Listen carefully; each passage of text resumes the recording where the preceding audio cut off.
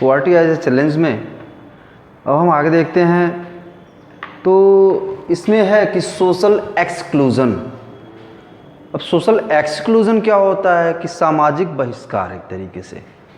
तो समाज का हर तबका जो है वो अपने जैसे लोगों को अपने पास रखना चाहता है, या फिर अपने जैसे से मतलब जैसा वो तबका है उससे बेटर लोगों को अपने साथ, अपने से नीचे वालों को कभी अपने साथ नहीं रखना चाहता है। और ये एक बहुत ही बड़ी दिक्कत है, क्योंकि जब भी आपसे छोटा व्यक्ति या आपसे कमज़ोर व्यक्ति आपसे जुड़ेगा नहीं तो फिर उसमें सुधार कैसे आएगा। तो ये जो है एक लोगों की मेंटालिटी भी होती है कि लोगों को जो एक्सक्लूड कर देने का, मतलब बाहर कर देने का या अपने साथ न रहने देने का। इस तरीके की चीज़ें जो है वो गरीबी में ख़ास तौर से देखने को मिलती है, क्योंकि एक गरीब आदमी जो है आप देखोगे तो वो जो है वहीं रहता है जहाँ गरीबों की बस्ती होती है, कभी भी जो है वो पोर्स एरिया में नहीं रहता है। ठीक है, तो ये चीज़। दूसरी चीज़ है वल्नरेबिलिटी। तो इसको हम बोलते हैं सुभेद्यता, मतलब कि जिसको आसानी से भेद दिया जा सके, मतलब कि वो जो आसानी से किसी चीज़ का शिकार बन जाए। तो गरीब आदमी चूँकि कमज़ोर है, बीमारियां उसको आसानी से हो सकती हैं, महंगाई आए तो वो महंगाई का आसानी से शिकार बन जाएगा, कोई कैलेमिटी नेचुरल आ गई उसका वो आसानी से शिकार बन जाएगा।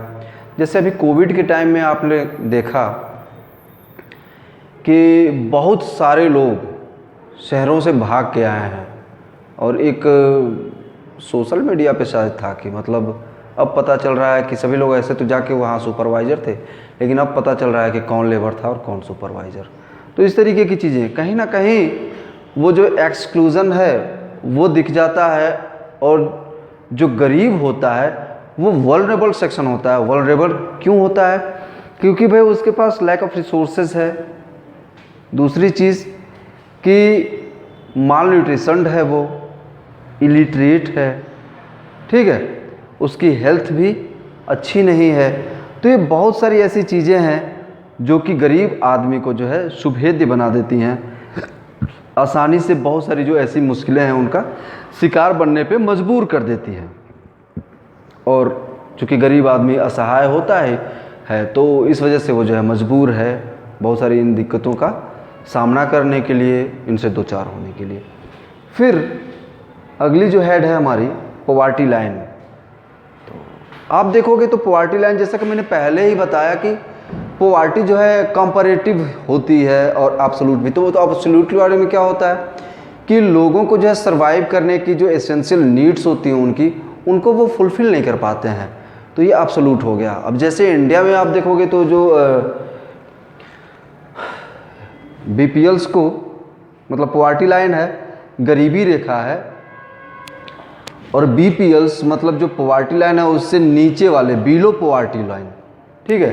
तो बिलो पॉवर्टी लाइन वाले जो लोग हैं उनके लिए क्या क्या चीज़ें हैं और किस तरीके से। और जो कंजप्शन पे मैंने बताया था आप लोगों को कि 2400 कैलोरीज़ गांवों के लिए और 2100 कैलोरीज़ शहरों के लिए, तो वो भी चीज़ें हैं।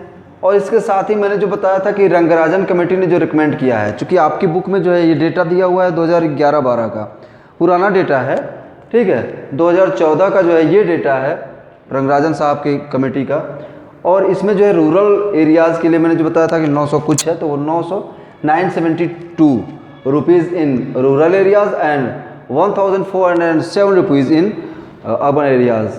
तो ये जो है उन्होंने डिटरमाइन किया कि अगर व्यक्ति इतना कमा लेता है तो वो सर्वाइव कर लेगा, और ये चीज़ें जो है पर कैपिटा हैं, ठीक है।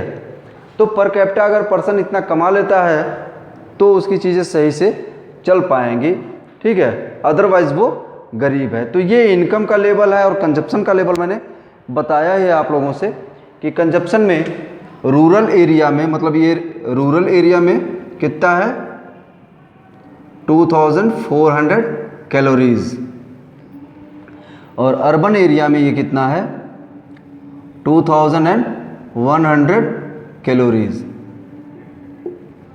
ठीक है। तो ये चीज़ें हैं। इंडिया के केस में। दूसरी चीज़ कि पॉवर्टी लाइन में आप देखोगे तो दिया है कि मिनिमम लेवल ऑफ फूड, मतलब कम से कम एक जो निर्धारित है, डिटरमाइंड क्राइटेरिया है कि इतना फूड उसको मिलना ही चाहिए, ये और ये इसी को कंफर्म करता है कि ये मिले। ठीक है, क्लोथिंग, उनके पास पहनने को वस्त्र हों, कपड़े हों। ठीक है, फुटवेयर, ऐसा नहीं हो कि नंगे पाँव बेयर फुट नहीं जाना है। ठीक है, तो फुटवेयर भी उनके पास हो। फ्यूल एंड लाइट, फ्यूल किसके लिए, जैसे कि अभी आपने देखा होगा उज्ज्वला योजना में जो है मोदी जी ने बहुत सारे लोगों को गैस सिलेंडर और कनेक्शन वगैरह जो है प्रोवाइड किए हैं। और लाइट, सौभाग्य योजना में घर घर जो है बिजली के कनेक्शन भी दिए गए हैं, तो ये चीज़ें भी उनको मिल पाए। एजुकेशनल एंड मेडिकल रिक्वायरमेंट्स, तो ये फुलफ़िल हो पाए। तो ये सारी चीज़ें हैं, मतलब मिनिमम ये सारी चीज़ें अगर हो पा रहे हैं तो व्यक्ति ठीक है, और अदरवाइज़ वो गरीब हो पाएगा, गरीब हो जाएगा। ठीक है, तो ये सारी मतलब बहुत ही एसेंशियल है और बहुत ही लो लेवल की चीज़ें हैं कि मिनिमल लेवल है। ठीक है, तो मिनिमम लेवल पे आप देख रहे हो कि मतलब अगर चीज़ें हैं तो भाई ठीक है, अदरवाइज़। फिर इसके बाद से पॉवर्टी एस्टिमेट। 1 मिनट, कुछ क्वेश्चंस हैं, जैसे लेट्स डिस्कस में आपकी बुक में दिया हुआ है कि why do different countries use different poverty lines. तो अलग अलग देश जो है वो अलग अलग पॉवर्टी लाइन क्यों यूज़ करते हैं। जैसे यूएस में आप देखोगे तो वहाँ पे अलग होगा, ब्रिटेन में देखोगे आप तो वहाँ पे अलग होगा, ख़ासतौर से जब स्कैंडिनेवियन कंट्रीज़ में आप देखोगे तो वहाँ पे अलग होगा। ठीक है, कारण ये है कि हर जो है कंट्री की अपनी अलग अलग जो है वो जीडीपी होती है, अलग अलग वहाँ का जो है ग्रास प्रोडक्शन होता है, और इस वजह से जो है वहाँ पर आप देखोगे तो लोगों का जो पर कैपिटा इनकम है, ठीक है, वो अलग होता है। पर कैपिटा इनकम के अलावा ये भी होता है कि वहाँ की जो गवर्नमेंट है वो टैक्सेशन किस तरीके से करती है, उसके पास टैक्स कलेक्शन कितना होता है, अर्निंग कितनी होती है गवर्नमेंट की, और उस अर्निंग के अनुसार, उसी के अकॉर्डिंग जो है वो गवर्नमेंट लोगों के वेलफेयर के लिए स्कीम्स चलाती है, और availability of resources he decide करेंगे कि कोई कंट्री अपना जो जो पॉवर्टी लाइन है, सॉरी बीपीएल मैंने बोला, तो पॉवर्टी लाइन है उसको वो जो है डिटरमाइन करे। ठीक है, तो और ये चीज़ें जो है अलग अलग कंट्रीज़ में अलग अलग होती हैं, और इसीलिए जो है अलग अलग कंट्रीज़ में अलग अलग पॉवर्टी लाइन्स मिलती हैं। एक्चुअली अगर जब हम इंडिया के कॉन्टेक्स्ट में देखते हैं तो बहुत ही डाइवर्सिफाई है हमारा देश भी।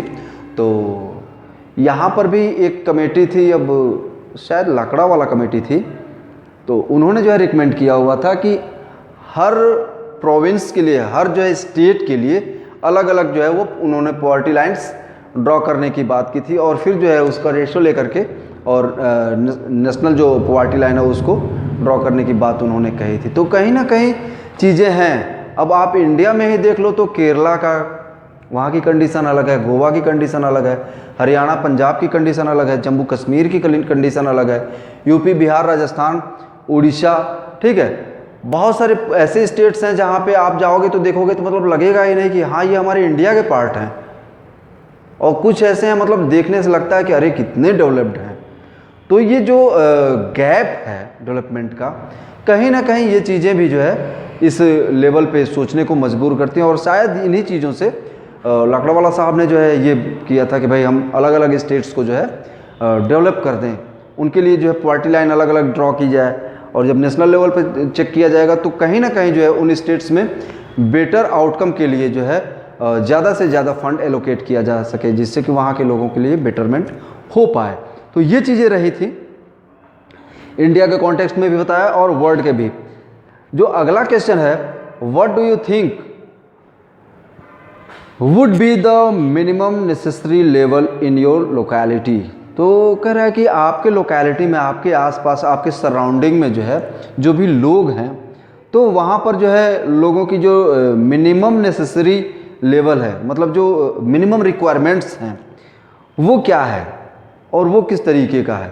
तो कहीं ना कहीं आप देखोगे तो अलग अलग बैकग्राउंड से आने वाले जो लोग हैं उनके जो लोकेलिटी में जो है अलग अलग तरीके की जो है मिनिमम नेसेसिटीज़ भी होंगी।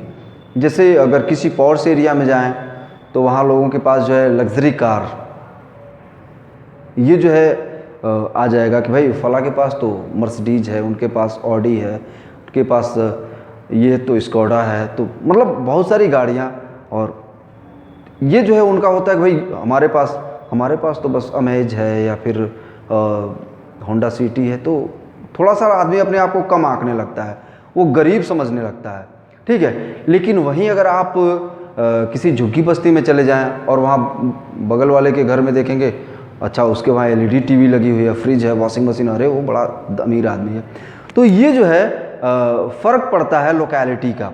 तो आप इसको जो है अपने ऑब्ज़र्व कीजिएगा, क्योंकि ये चीज़ें जो है आपकी समझ को जो है डेवलप करने के लिए हैं, ठीक है। इसके बाद से है पॉवर्टी एस्टिमेट्स, कि पॉवर्टी जो है वो कब कितनी रही, घटी बढ़ी, ठीक है।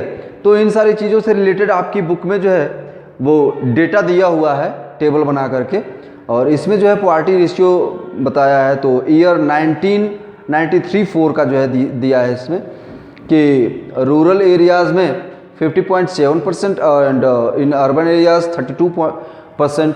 तो ये जो है पॉवर्टी रही, और टोटल जो है इंडिया का अगर देखा जाए तो 45% लोग जो है पुअर क्लास से बिलोंग करते थे, ठीक है। और इसमें जो है एक्चुअल डेटा दिया है कि मतलब कितने मिलियन पर्सन रहे। तो 329 million in rural and 75 million persons in urban area. Total किया है, कंबाइन किया है, तो इसको तो बता रहा है कि मतलब 404 मिलियन, तो मतलब 40 करोड़ 40 लाख, ठीक है। इतने लोग जो है वो 1993-4 में गरीब थे। फिर 2004-5 का डेटा है, तो इसमें बताया है कि टोटल जो है वो 37%, और कंबाइंड जो है अगर मिलियंस में संख्या देखा जाए तो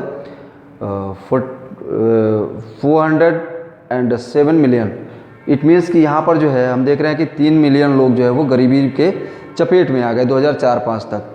फिर इसके बाद से 9-10 में हम आते हैं 2009-10 में, तो यहाँ का डेटा ये शो कर रहा है कि 30% people poor in India and the number of peoples are 35 crore 50 lakhs, मतलब 355 मिलियन।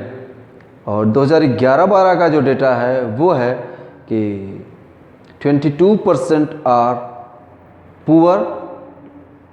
लेकिन जो रंगराजन कमेटी, ये जो 22% का दिया हुआ है, तो ये दिया हुआ है तेंदुलकर कमेटी के रिकमेंडेशन पे, लेकिन रंगराजन कमेटी ने उसको संशोधित किया है और ये अभी है 29 के आसपास, ठीक है।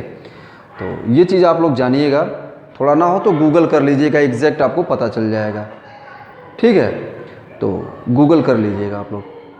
और नंबर ऑफ पर्सन्स हो गए ये 27 करोड़। तो अभी भी जो है वो मतलब उस टाइम पे दिखाया था कि 27 करोड़ लोग जो है वो गरीब हैं, मतलब 270 मिलियन पीपल आर पुअर।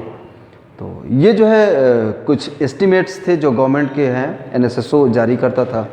तो अब उसको भी सीएसओ और एनएसएसओ को मर्ज कर दिया गया है। तो वो चीज़ें आप देख सकते हैं कि अभी करंट के एस्टिमेट्स क्या हैं, कितने % लोग गरीब हैं और इनकी संख्या कितनी हो गई। तो ये जो है कंप्लीट आपका पॉवर्टी का रहा। अब इसके बाद से हम देखते हैं वल्नरेबल ग्रुप्स और दूसरी चीज़ों को।